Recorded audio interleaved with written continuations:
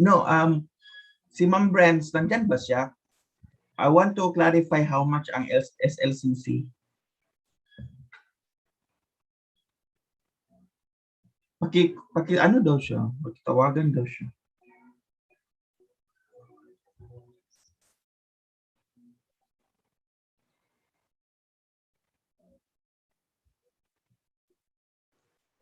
Hi, Sir Blood.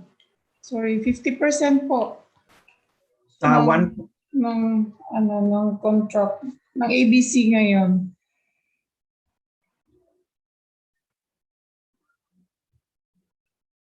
So around 820,000. Tama ba? 50%. So dapat meron kayong existing contract that is worth or contract, no? Within 5 years. 5 years ba, ma'am? Tama ba, ma'am? Within 5 years na Yes, sir. 820,000. Okay? Okay.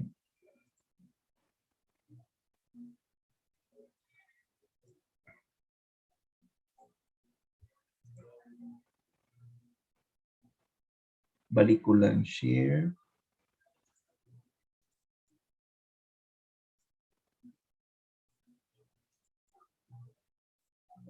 Okay.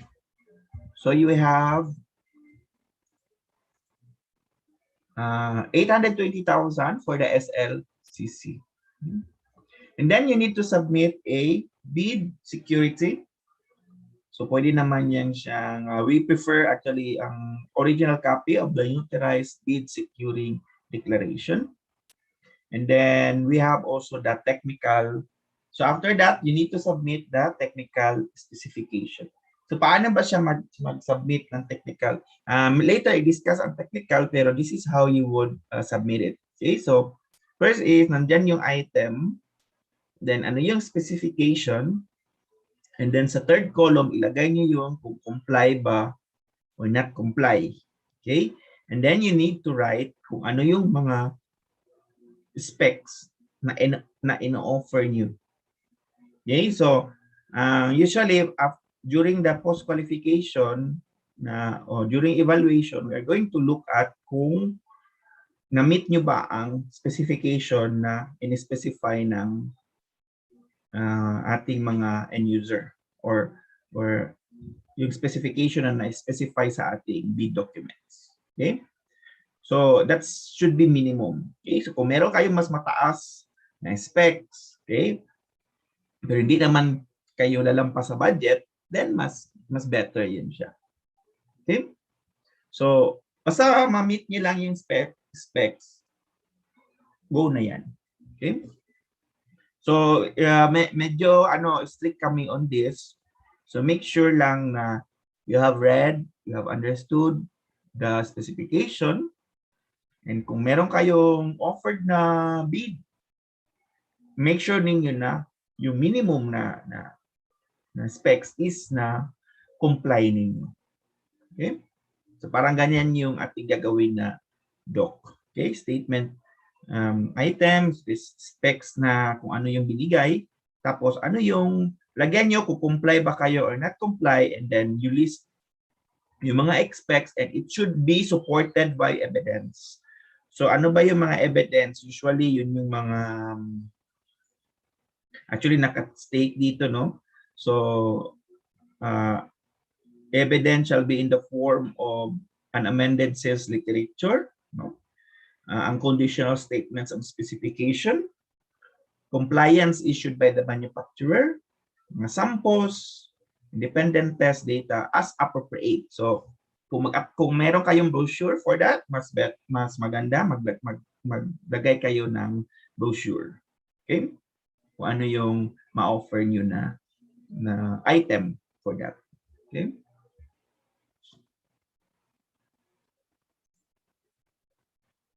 Okay?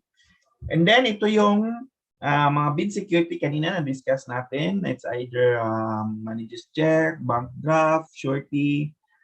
Pero yung ano natin is, of course, we prefer the notarized bid securing declaration. Okay, and then you need to submit the omnibus return statement using the prescribed form and bidding forms, form section, original copy, notarized SPA, affidavit of site. Actually, hindi na yan kailangan. Wala namang affidavit. And then for foreign bidders, a certification from the relevant government office. Okay? So yan yung sample ng ating omnibus return statement. So make sure lang na nakasign lahat ng inyong documents, and kung kailangan i-notarize, dapat naka-notarize na siya. Okay? And then we require original copy. So it means that yung scan ninyo must be original. And then during the post-qual, we will require to submit these documents na hard copy. Okay? Okay, so that's all the technical documents. Then we go, hindi pala, that's all the technical, tsaka legal. Ito naman yung financial components na under pa rin sa technical component. So 2020 audited financial statements. Ma'am Bren, tama ba 2020? Yes, sir. Okay, so audited financial statements. Dapat 2020 na siya. It must be stamped, received by BIR. It's duly accredited in authorized institutions for the preceding calendar years. Okay? And then, of course, yung NFCC natin, yung net financial contracting capacity. Okay, lagay niyo rin dyan. I-submit niyo rin siya. Okay? So, Class B, kung joint venture, then you need to sign a joint venture agreement. And then kung ano naman, kung foreign bidders naman, as stated, no, dapat 60% ay Filipino ownership. Parang ganyan. And then, ang certification, pwede kayo mag-submit ng certification from the DTI if a bidder claims preference as the domestic bidder or domestic entity. Okay, so tapos na ating mga technical component. Okay, let's now go to the financial component. So meron lang tayong dalawa actually sa financial component. It's yung original of duly signed accomplished financial bid form. Okay, we need to submit that. And original of duly signed and accomplished price schedules. Okay. So ito yung usually bid form. Okay. And then, ang price schedule. So ito importante din ito kasi pwede kayo disqualify if you don't follow the price schedule. So the price schedule should reflect all items listed in the technical specs with their quantity and price. Kung ilan yung nakalagay doon, ilagay nyo siya 6. Kung for example 6, so ilagay nyo 6. Then magkano yung price niya, total price. Okay? So failure to include any item or less than the required minimum shall render the bid incomplete or non-compliant. So meron man tayong doon, meron man tayong dalawang lot doon, di ba? Yung sa mga computers, and at the same time yung sa ating server. Okay?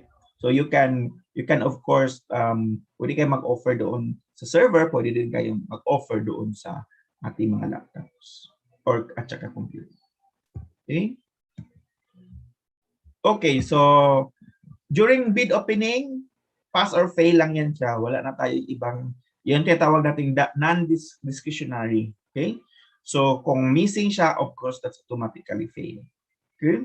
So hindi na tayo mag-evaluate during opening of bids. Well, mag-evaluate tayo in a sense na we'll just check kung present ba or absent yung document na yon. And then at the same time, titingnan din natin kung meron bang discrepancy doon sa price schedule. Okay? Kung hindi siya mag-satisfy, then that's fail. Okay? Okay, how do you prepare your bids? So because of the pandemic, no, yung GPB may resolution that we can accept bids through electronic means. So paano natin gagawin yan? So electronic submission, so ito ang gagawin nyo pag meron na kayong mga documents, for example, yung technical component, meron tayong legal, technical, tsaka financial document, i-scan nyo siya in PDF form and then make it sure na i-collate nyo siya. Okay, i-merge nyo yung mga PDF.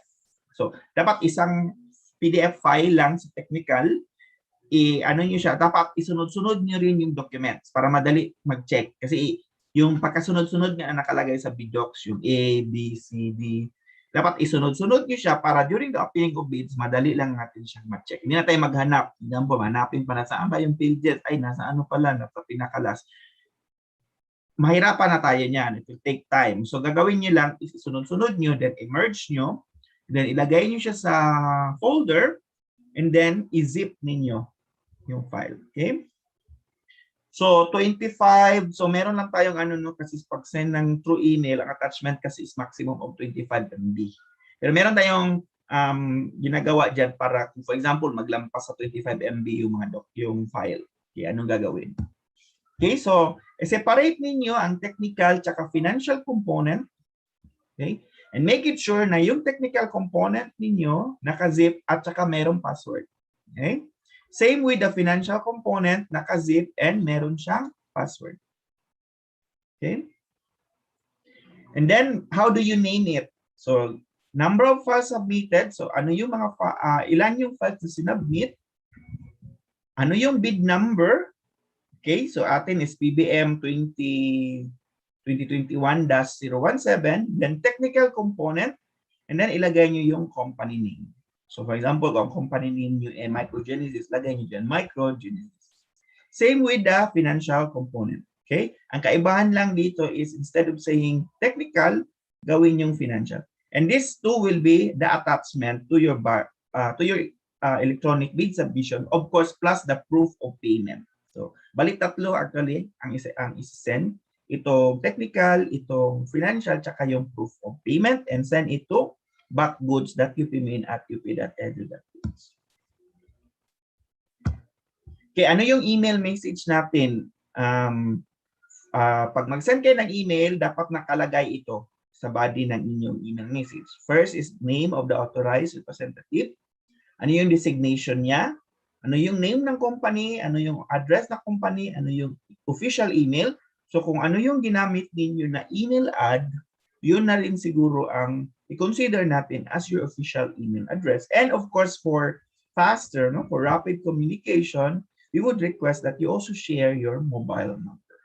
Okay? Okay, ano ang subject? It's very important. Okay? So ang subject must be like this.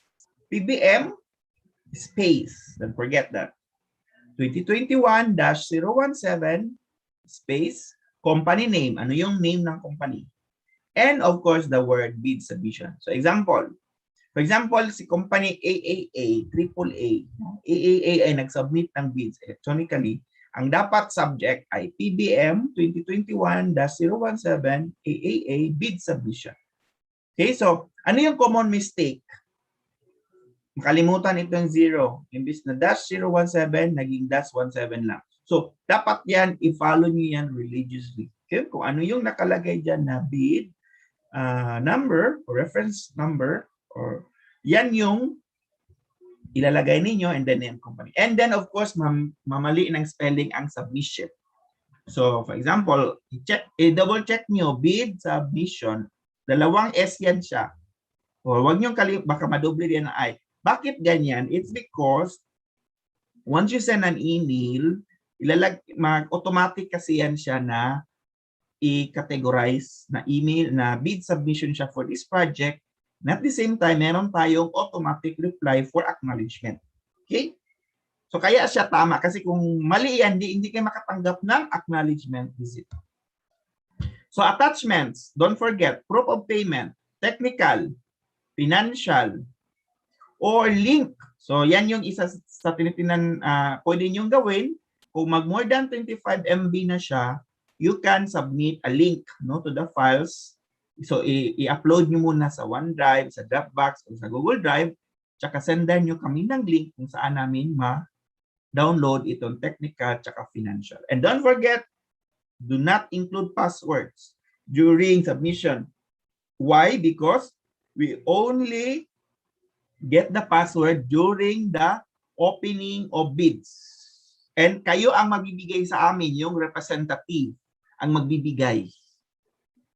Okay? So, pag meron kami nakita ang password dyan sa submission, palang i-reject na namin kasi bawal yan. Okay? Dapat during the opening of bids na lang ma-receive ang password. Okay? So, ganyan lang. So, one solution namin, kung mag more than 25 MB na siya, pwede nyo hati-hatiin actually. No? Pwede siya. So, sabihin nyo lang 1 of 3, 2 of 3, 3 of 3. Okay? And then, you can send it on separate emails. That's also possible. Itong financial, di naman siguro yan magsobra ng 25 MB. Pwede na. So, an example is 5 documents or 2 documents, goods, financial component, UP Mindanao. Pero ang aming ina-advise, it works din naman, is i-upload nyo lang sa Dropbox, OneDrive, Google Drive, and then share the link to the file or compressed file in the email bid submission. So ilalagay nyo lang, di ba, meron namang link paano ma-download yung mga files na yun. Ilagay nyo lang doon sa ating email submission. Okay? So additional reminders, password should consist of 6-digit number para madali natin siyang ma-open or ma-type. Huwag niyong kalimutan ang password. Mayroon na mga case na nakalimutan ang password, hindi na-open ang bid. Siyempre, na-reject ang bid. Okay? So, dapat nyo yan always ilagay nyo sa inyong reminder no, na 6-digit number yung ating password. And it should be separate, not the same. Different dapat ang password sa technical tsaka sa financial. The reason is, we'll first open your technical. Kung hindi na kayo eligible doon, hindi na namin i-open ang inyong financial component. Okay? So yan yung reason bakit siya separate. Okay? So separate password for technical. And once bid submission has been submitted successfully, anong indication? Meron kayong ma-receive na ganitong email. Good day, bidder. Your bid submission for PBM. Ito yung evidence niyo na you submitted the bid on time and you have successfully transmitted your bid. Okay? So keep this receipt for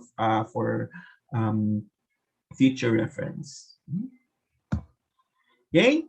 So receive acknowledgement. You will also receive an acknowledgement that your documents have been successfully downloaded. And once a bid has been received or downloaded, no subsequent changes or revisions are allowed. So final na yun. Kung mag-submit kayo, wala nang change. Final na yun siya na bid submission. And then, additional reminder, it shall be the responsibility of the bidders to ensure that the files are clean and not corrupted. If during the BAC meeting to open the bids, any file that cannot be opened or detected to contain malicious content, it shall be deemed ineligible. Okay? Please scan. So ang technique dyan is, gawin nyo siya, parang i-simulate nyo yung process, no? Ilagay nyo siya doon sa PDF, ilagay sa folder, i-compress, password protect. Tapos i-submit nyo sa inyong ano lang, dyan lang, sa inyong katabi or sino bang kilala nyo dyan sa company, submit nyo, then try to ask him or her, no? Kung ibigay nyo yung password sa kanya, kung ma-open ba niya yung compressed file, tapos i-scan nyo kung meron bang malicious content, baka kasi minsan may ma-detect siya na malicious content, i-check nyo rin yan. And then make sure na ma-open siya using the password. Okay? Hindi sa amin, kundi dyan lang sa inyong company. No? So, ganyan ang ginagawa para make sure tayo na during the opening of bid, ma-open talaga yung submission. And then, bidders shall be required to attend the scheduled bid opening through video conferencing or YouTube Live. Pero yung mga magbibigay ng password, request you to attend the video conferencing via Zoom. Okay? Password for accessing the file will be disclosed by the bidders only during the actual bid opening, which may be done through face-to-face, video conferencing, webcasting, or similar technology. Okay? So during the BAC, prior to the opening, the BAC Secretariat will report to the BAC the conditions of the bids, including the correctness of the bid number or FQ number, time of receipt, sabihin namin na na-receive namin at this time, then andun yung files, tsaka hindi namin ma-open without the password. Okay? So yan yun siya. Yung proof of payment, no need naman yan i-password protect. Pwede nyo na siyang hindi, kasi separate naman siya. And bidders whose bids are prohibited to make any communication with the BAC pertaining to the evaluation of bids from the time bids are open until a notice of award is issued. Okay, so no contact rule tayo. Anyway, meron naman kayong chance to raise any questions, clarification during the yung motion, yung MR, motion for consideration. Okay? Okay, submit email by submit electronic bill submission via electronic mail to bacgoods.upmain@edu.ph on or before August 23, 2021 at 10 p.m. Okay, hindi na tayo mag-manual bid submission. Diretso na tayo. Okay. So ito yung payment of bid documents, yung question kanina.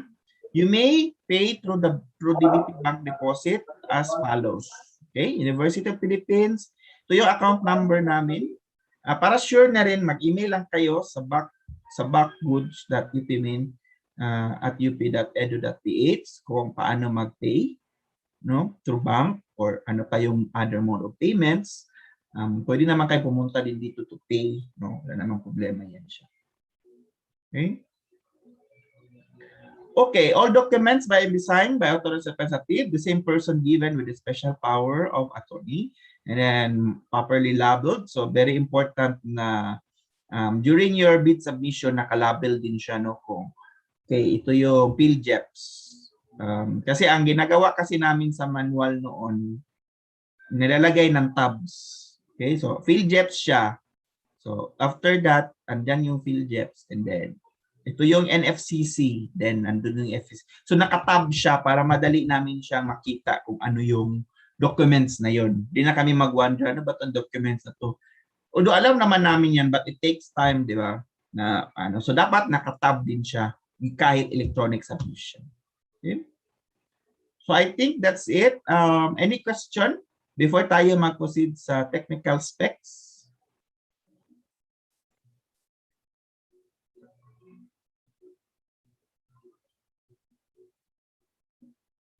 Okay, I think klaro naman, no, kung paano tayo mag-submit, ano yung mga documents na kailangan i-submit, ano yung format na or template or format ng submission.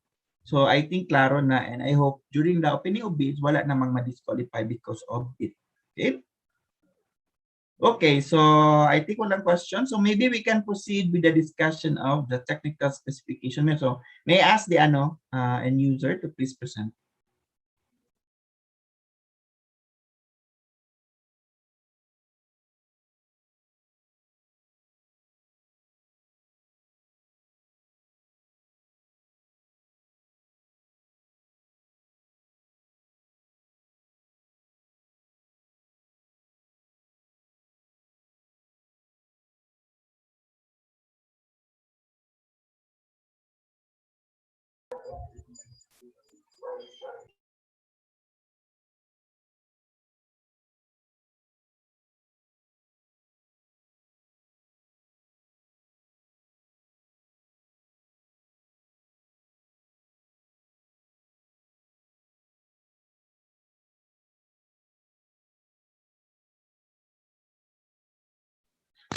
Hello, good afternoon, everyone. So I am Ross from the Nicer UP Min or Amdabids Health. So for our requirements, we have 2 lots. So for the first lot, desktop computer, one set. And for the second lot, total of 16 laptop computers.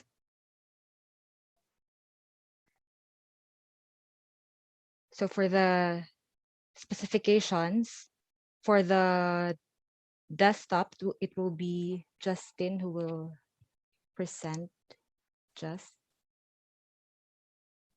So hi everyone, good afternoon. I am Justin. I am an end user from Nicer po.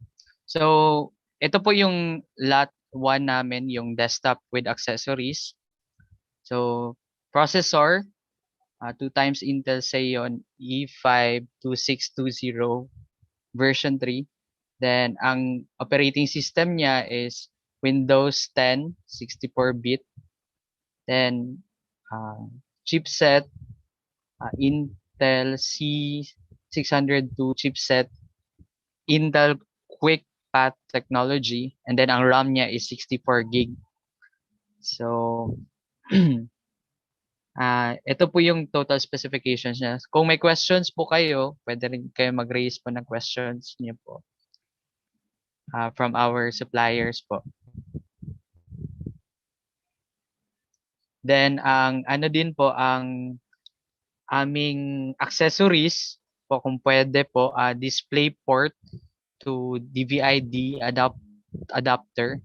Then connectivity is dual integrated Intel GBE LAN, Infineon, TPM, and controller, wireless LAN, EOM. And then ang ano po, ang warranty po, kung pwede po 3 years on parts, labor, and on-site. So may questions po ba kayo dito po sa aming lot 1 po? Sir, good afternoon Bale, po. Sir, sige po. sir, sir, sir, Elvin po from Microgenesis. Sir, ask ko lang po Apo, regarding sir. dun sa OS po, kung anong edition po. Apo. Kalagay po is Windows 10 64-bit. Kung anong edition Apo. to, sir, kung Pro o hindi po ba to server? Anong edition to, sir? Actually sir, ano ang end user po kasi hindi po niya na specify ito, pero ano po ba ang mga ano niyan sir, ang mga edition niyan sir? Ayun, sir, kasi po sir, meron tayong home single language, meron tayong Pro, meron Opo. tayong enterprise, meron tayong workstation, tsaka meron tayong meron server. Ito kasi sir, since Windows 10 64-bit na yung nakalagay, so tingin ko hindi na to yung Windows Server kasi Opo. Windows 10 na eh. So ang Opo. pagpipilian nila natin dito sir, yung Pro, yung enterprise, yung workstation, yun po. Sige po sir. Sir Alvin, pwede din po kami mag-inquire po sa inyo about this po. Through email po sir para mas maklaro din po sa amin. Sige po sir, sige po. Sige po. Siguro po proceed na po tayo sa ano. May questions pa po ba from other suppliers po? Sa aming lot Hello? 1.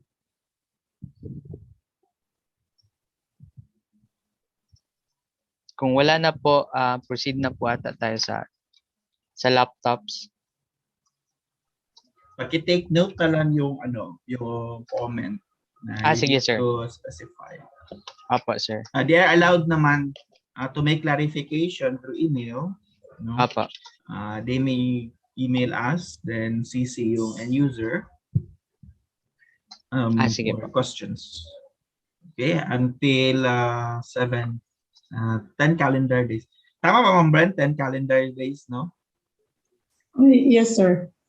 Okay. Sige po. Proceed po ako sa sa 6 units of laptop with accessories po. So sa processor po, sorry. Yung aming computer programmer po ang magpe-present po. Ma'am Ross. Okay, Jess, thank you.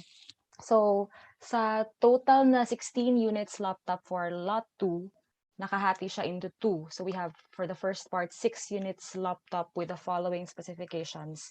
So, yung processor is at least Intel i7 11th Gen or Ryzen 7 na 58000 HS. And then yung display, at least 14-inch na FHD. And then for the RAM, at least 8 gig. And then storage is at least 512 gig or 1 TB na SSD. And then for the graphics, 2 gig na NVIDIA GeForce MX 330. Then for the Office productivity software, MS Office Home and Student 2019. And 64-bit na Windows 10 for the OS. And warranty 1 to 2 years. And then accessories will include mouse and laptop bag. So that's for the 6 units. For the other 10 units, higher yung specs. So for the processor, same lang na i7 11th Gen at least or Ryzen 7. For the display, same lang din na at least 14-inch. And yung RAM is higher, it's 16 gig. And for the storage, it's still 512 gig to 512 MB to 512 gig to 1 TB SSD. And then for the graphics, 4 gig na NVIDIA GTX 1650.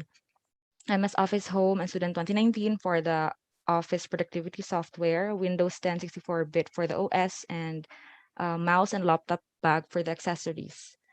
And also we have 3 units na printer, print scan copy printer with the following specifications.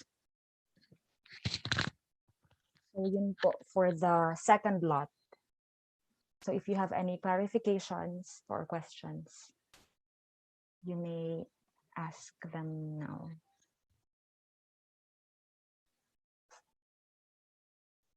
So if none po, yun lang po. Thank you. Ma'am, question po. Yes po.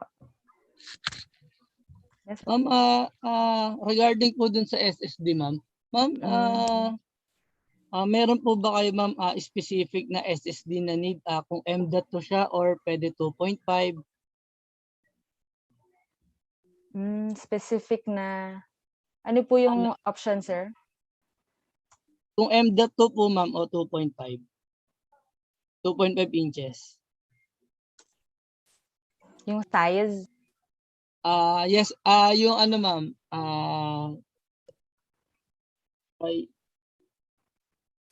yung type niya po, ma'am, meron po kasi tayo, ma'am, M.2 na SSD and then meron tayo 2.5. 2.5 inch. Aba. Ano Yung isa po, yung M.2 po kasi, ma'am, ano po yun, yung parang memory po yung itsura niya. Ganun. So, kahit ano po ba sa dalawa, ma'am, okay lang. Basta SSD With the siya. laptops, opo. Oo. Okay ba?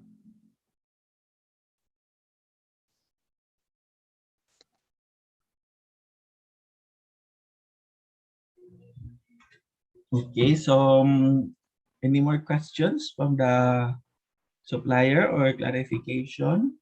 So Ay, what do sir, you... Opo. Sir, last po, sorry. No worries, no worries. You can ask. Regarding po sa laptop, yung sa OS din po, sir, kung anong edition po. So Kung Pro expected po time, o Home Single Language. Home or Pro. Sige po. So if ever, Sir Vlad, if may if need na i-specify, dun po ba siya sa ano? We can ba release parang a supplemental bit supplemental? kung meron kayong changes. Okay. But we have deadline for that as well. So that's 7 days before the deadline for the opening of bids. So kung merong changes based dito sa input from the suppliers, then you can send a updated POR. Ilagay natin sa supplemental bid, bid bulletin. Sige po. Thank you po. Okay. So may I ask sa mga suppliers, so what do you think about yung pricing niya o yung specs niya? Makaya kaya natin?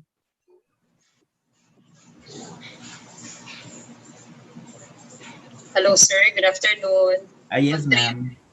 From Ultrium po. Okay. Na-try ko na kasi itong lot 1, sir, na mapakode sa supplier. Short ABC talaga siya, sir. So, wala ba tayong compromise na specs, lower, pwedeng ma-maximize pa rin yung productivity nyo, pero kaya naman sa budget. So medyo underpriced siya, ma'am, meaning mahal, mura lang siya for the required specs. Yes, short talaga yung ABC for 200K. Yung demand ng specs nyo ay sobrang taas. So baka hindi mga ano kaya diyan, ma'am, mga anong ballpark kaya ng amount given this spec? Kasi yung processor yun naka dual processor na Intel Xeon. Tapos yung iba pang hard drives. Baka pwede mabawas-bawasan lang. Okay. Kasi server kasi ito siya, ma'am. Yeah, server exactly. kasi. Kulang talaga yung sir, kulang talaga yung cost pa lang yan ng supplier, sir, ha. Wala pa kaming margin yan. Short na. Yeah, exactly. Then, ano na rin sir, kasi itong model na to is na-categorize siya sa order basis or CTO ba, customized. So, probably, delivery natin ito, short pa rin yung 30 to 45 days. So, ask lang sana kami kung pwede. O, pwede naman siguro, kaya na yung 90 days, sir. Tapos may 90 isig pa sa Manila. Hindi natin alam kung hanggang kailan mag-extend. Yes, kasi i-order niyo pa ito, tama? Outside Yes, po. Davao. Singapore pa yan, sir. So, yun So, lang mga 90 sir. days. Yeah. Hindi naman namin na sabihin mo na susundin talaga namin ito, but we will be considering this. Ha? Thank you, So, thank you. this very important din na mga input on this. Yeah. Maka-supply kaya kayo, ma'am, ng desktop and laptop at the same time dito for this? Yeah, kaya man yung laptop, sir. Laptop ang medyo okay, pero ang laptop ang medyo malabo. Malabo, sir. Okay. Laptop, readily available siya. Yeah, nandyan, ano kasi yan, dito lang, di ba, hindi nyo na-order. Yeah, stacking talaga siya, regular stacking. Ang hirap lang yung server. Sige. So yun lang Okay, yung ma'am. concern ko, sir. Okay. Yes. Noted yan, siyempre, ma'am. Thank you, ma'am. Thank you for this input, ma'am. Okay, so let's, may nag-raise ng hand yata. Si Ma'am Lalata. Ma'am Hello, sir. Lalata, yes. Good afternoon, Lilita po. Yes, Lalata, yes. Sir, since naka-lot 1 at naka-lot 2 po siya, is it possible for us to join only the lot 2? We skip the Pwede lot 1 kayo po. mag-bid sa lot 2 lang or lot 1 lang or dalawa. Pero same lang po yung bidding price. I mean, the bidding documents price po. I-clarify ko sa amin. Ma'am Brens, can you answer this question? Magkaiba po sila ng cost ng bid docs. Kasi 200,000 lang yung lot 1 at saka yung lot 2 is more than 1 million. So magkano yung ma'am, lot 1? That one is only 500 pesos man siguro, sir, if I'm not mistaken. 500 pesos. Nasa bid bid docs. documents naman yan, di ba? And then ang lot 2 is yan yung remaining, which is for 5. 5,000 ang sir. 5,000 yung lot 2. 5,000 ang lot 2 kung lot 2 lang. Kung lot 1 lang, 500 lang siya. Pero kung dalawang lots, 5,000. 5,000 pa rin. Okay. Yes, ma'am.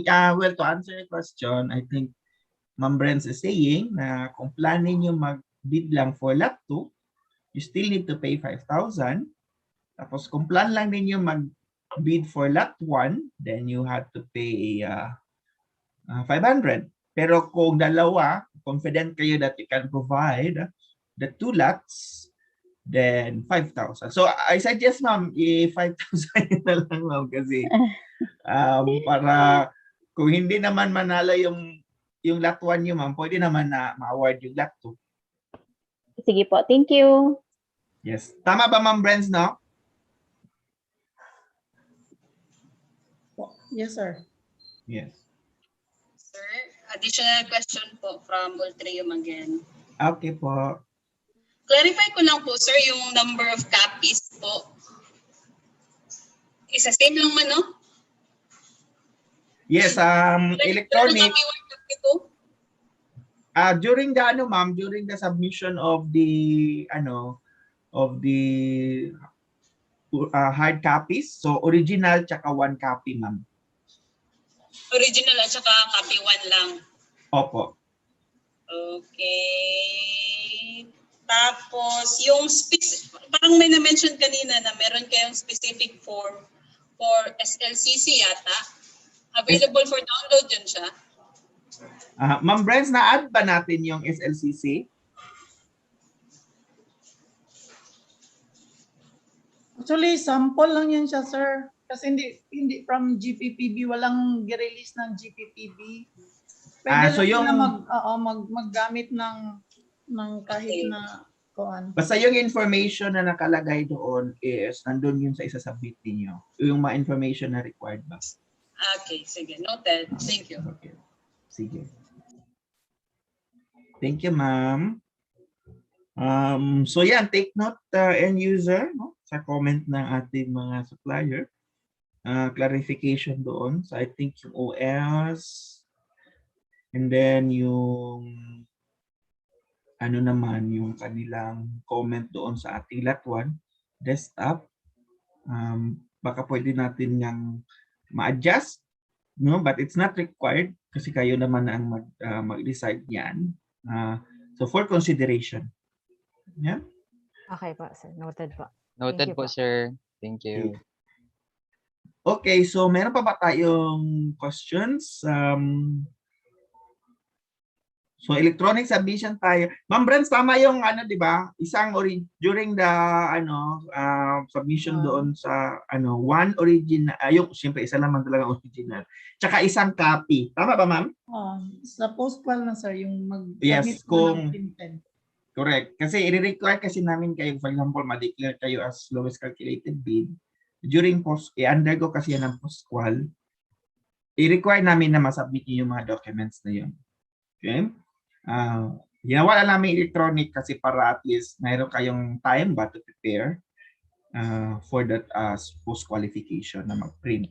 Okay? So, and then mag-send. So, I think kung wala na tayong questions, Sir, may sa hirit pa ako isa, sir. sige ma'am, you can make hear it more if you want.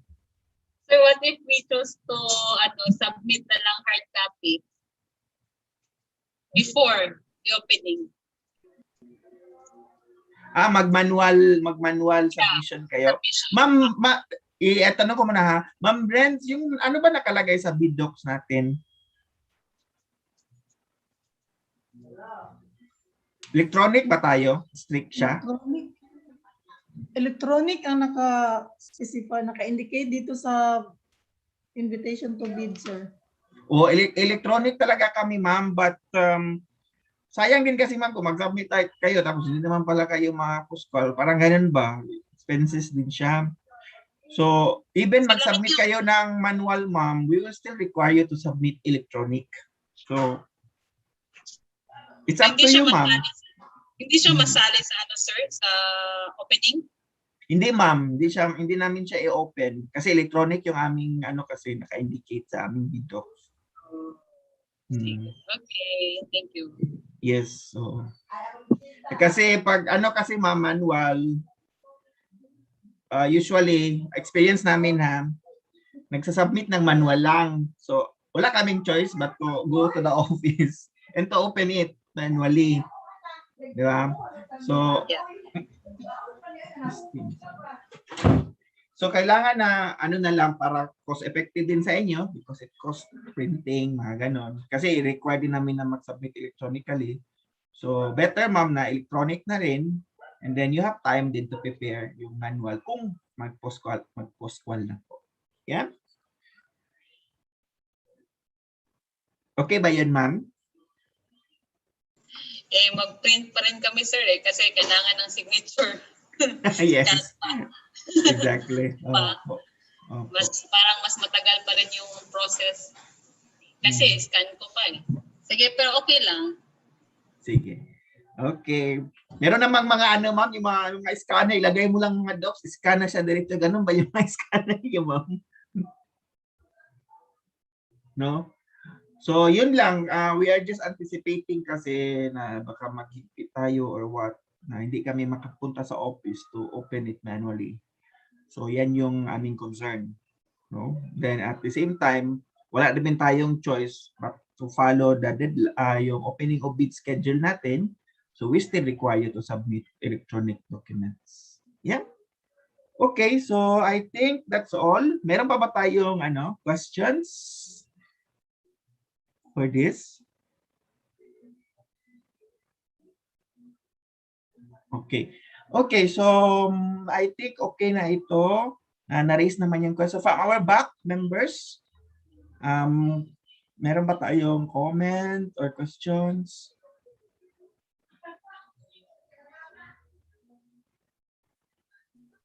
Okay na ako, Vlad. Okay. Okay, siguro. Okay. So may I request yung yung end user after this meeting na mag-debriefing tayo. Sure po, sir. Magpaiwan na muna Okay, kayo. Sure Okay, po. so I think okay naman ito. Thank you so much sa pag-attend. We hope na sa mga supplier ma-receive namin ang bid. Then WhatsApp lang kayo. We will also inform you, nandito naman yung mga emails ninyo kung mag-release kami ng supplemental bid for this. Okay? So, thank you so much for your attendance and hopefully sa inyong participation sa ating meeting. And I hope na ma-eligible and ma-award natin itong bid na ito sa ating talagang supplier na compliant and at the same time yung price niya is not beyond the EBC. Okay? So that's all I think. Kung wala ng concern, i-ano ko na ang meeting, i-end ko na ang meeting. I adjourn this meeting. And thank you din sa ating observer na nandito and for everyone. Yeah. So I formally adjourn this meeting kung wala na tayong ibang concern or announcement. Thank you. Bye-bye.